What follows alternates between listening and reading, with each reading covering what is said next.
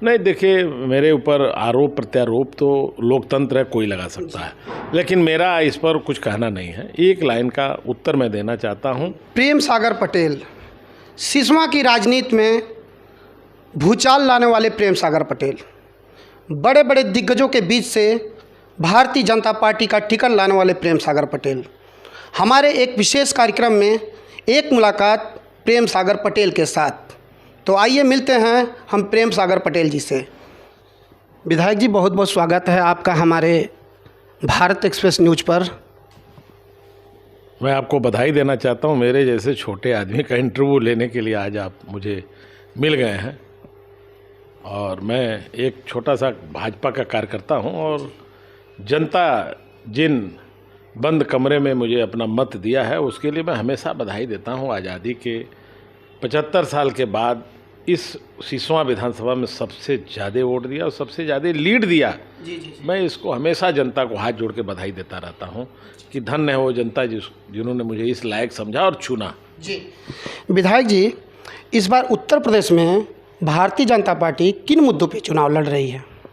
देखिए, उत्तर प्रदेश में भारतीय जनता पार्टी का जो मुद्दा है, एक तो विकास बहुत बड़ा मुद्दा है।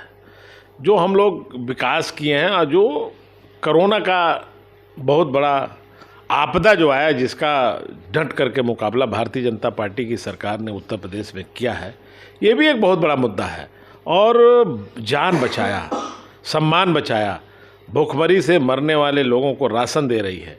और आज गांव-गांव में 80% प्रति गांव के व्यक्ति को हमारी सरकार के तरफ से उसको महीने में 2 बार राशन दिया जा रहा है, उसको तेल दिया जा रहा है, उसको चना दिया जा रहा है। बढ़िया खाने की व्यवस्था हमारी भारतीय जनता पार्टी की सरकार उत्तर प्रदेश में कर रही है। जहाँ तक मुख्यमंत्री जी का सवाल है, और हमारे नेता भी पूजनीय योगी आदित्यनाथ, वो थोड़ा सा ध्यान जो दिए हैं कि जो अपराधी हैं, जो अपराधीकरण करते थे, जो अवैध कब्जा करते थे ज़मीन, अब ज़बरदस्ती कब्जा करके बिल्डिंग बनवाते थे, उसको उन्होंने गिराने का काम किया और अपराधियों को भगाने का भय मुक्त समाज। जी, ये चीज़ें पूरा प्रदेश देखा। हाँ विधायक जी, एक सवाल आपसे और कि इस क्षेत्र में आपने क्या विकास किया? इस क्षेत्र में जहां आप सिसवा में मुझे बैठाए हैं, ये तो बहुत बड़ा विकास का केंद्र रहा है। जब हमारे पिताजी, हम बहुत गरीबी से आए हैं, वो बैलगाड़ी चलाते थे। उस बैलगाड़ी के साथ साथ मैं अपने पिताजी के साथ सिसवा के बाज़ार में चावल और गेहूं जो भाड़े पर वो चलाते थे, उनके गाड़ी पर हम बैठ करके पीछे रखवारी करते थे कि बीच में कोई बोरे को गिरा न ले, क्योंकि हम लोग गरीब थे, ताकि डांट देना पड़ेगा। इसलिए मैं सिसवा बाज़ार में आता था। यही स्टेट के प्रांगण में बाज़ार लगती थी, बहुत बड़ी मंडी सिसवा की थी। मैंने बचपन में देखा था, चावल और गेहूं का बहुत बड़ी मंडी थी। ट्रेनों पर शाम को मैंने देखा एक बार कि कम से कम 500 व्यापारी बिहार के थे, जो थोड़े थोड़े कट्टे में चावल लोड कर रहे थे। पता लगा यहाँ से चावल बिहार जाता है। बहुत बड़ा व्यापारिक केंद्र था, लेकिन धीरे धीरे व्यापार ख़त्म हुआ और व्यापारी पलायन कर गए, बाहर जाके अपना व्यवसाय शुरू किए। संजोग से मैं विधायक बना। विधायक मैं 2017 में बना। मैंने देखा कि कारण क्या रहा कि लोग पलायन किए। पता लगा कि यहाँ जो संसाधन होना चाहिए, 148 साल के बाद जो टाउन एरिया है वो नगर पालिका नहीं बना, शहरीकरण नहीं हुआ, व्यापार का मतलब विस्तार नहीं हुआ। लोग यहाँ से अपने जी चीज़ को छोड़ करके चले जा रहे हैं। तो इस पर मैंने बहुत ध्यान दिया, और यहाँ के 148 साल पुरानी टाउन एरिया जो थी, जिस पर अंग्रेज अध्यक्ष हुआ करते थे, स्टेट के परिवार के लोग अध्यक्ष होते थे, यहाँ पर कमानी साहब अध्यक्ष होते थे जिसका शुगर मिल था, यहाँ माननीय स्वर्गीय शारदा प्रसाद जायसवाल कई बार अध्यक्ष हुए, बहुत अच्छे लोग यहाँ चेयरमैन हुए, लेकिन नगर पालिका नहीं बन पाया।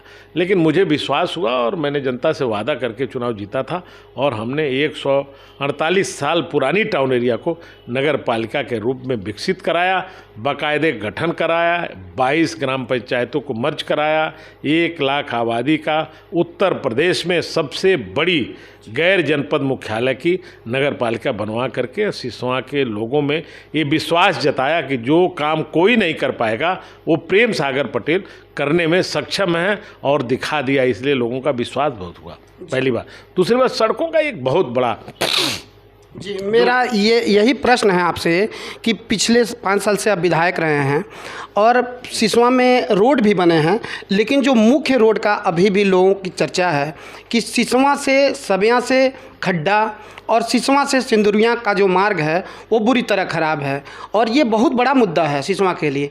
इस पे आपने क्या किया है? देखिए, आपको मैं बताना चाहता हूँ, हम स्पष्ट व्यक्ति माने जाते हैं, जो कहना रहता है कह जाते हैं, बाद में हमें भी पछतावा होता है कि नहीं कह पाए। मैं पुनः फिर कह रहा हूँ, बहुत सारे इंटरव्यू मैंने कहा, सिसवा से सिंदुरिया मार्ग का नाम नहीं है, सिंदुरिया से सिसवा मार्ग है, पहली बात। दूसरी बात, सिसवा से खड्डा मार्ग 3.5 किलोमीटर की दूरी हमारे हिस्से में आती है, बाकी दूसरे ज़िले में है। तो ये दोनों सड़कें प्रधानमंत्री सड़क योजना में थी और उसका 10 साल का मेंटेनेंस का उसका एग्रीमेंट था और मई में खाली हुई हैं। मई के बाद इस सड़क को हम राज्य सेक्टर में ट्रांसफ़र कराए और ले आए, इसको बनवाने का प्रयास किया और फिर हमने दोनों सड़कों को मर्ज करा दिया, खड्डा से सिंदुरिया कराया, ताकि एक सड़क हो, एक बजट हो, एक तरह से बने, ताकि बार बार हमको टुकड़े में विभक्त न करना पड़ा। उसका एस्टिमेट बनवाया, दोनों का एस्टिमेट करीब 66 करोड़ रुपए की स्वीकृति हमारी सरकार ने किया।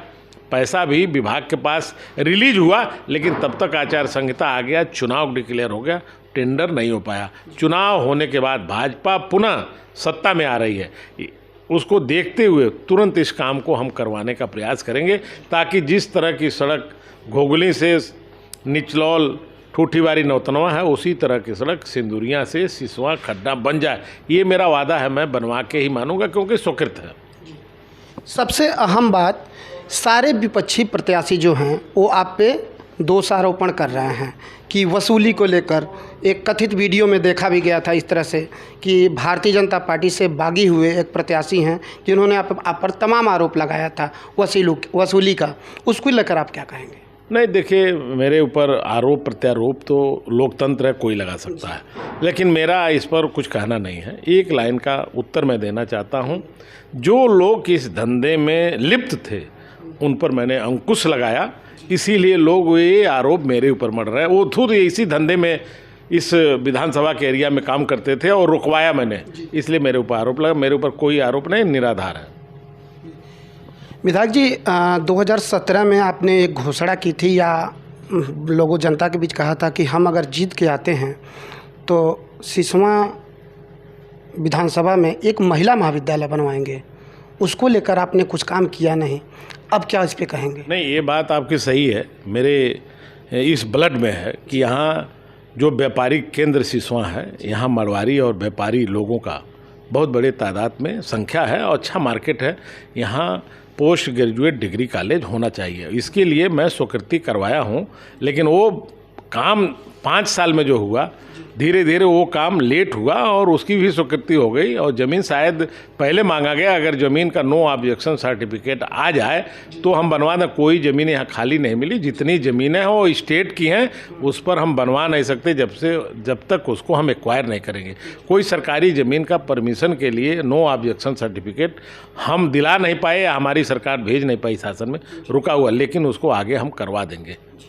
आखिरी प्रश्न आपसे कि अगर पुनः आप विधानसभा में जीत के आते हैं, उत्तर प्रदेश में आपकी सरकार बनती है, तो सिसवा को क्या सौगात मिलेगा? नहीं, देखिए, जब मैं जीत के आता हूं और जिन लोगों ने मेरे ऊपर भरोसा किया है, मेरे काम को हमेशा भरोसेमंद नज़रिया से देखते हैं और मेरा हमेशा ऐलान है, मैं डंके के चोट पे कहता हूं, अगर मुझे पुनः सिसवा की जनता और सिसवा के गरीब लोगों ने विश्वास किया और जिताया, तो सिसवा को हम एक लोकप्रिय तहसील बनवा के ही मानेंगे, चाहे मुझे कोई कुर्बानी देना पड़े। इस काम को कराने का मेरे अंदर साहस है, मैं कराऊंगा।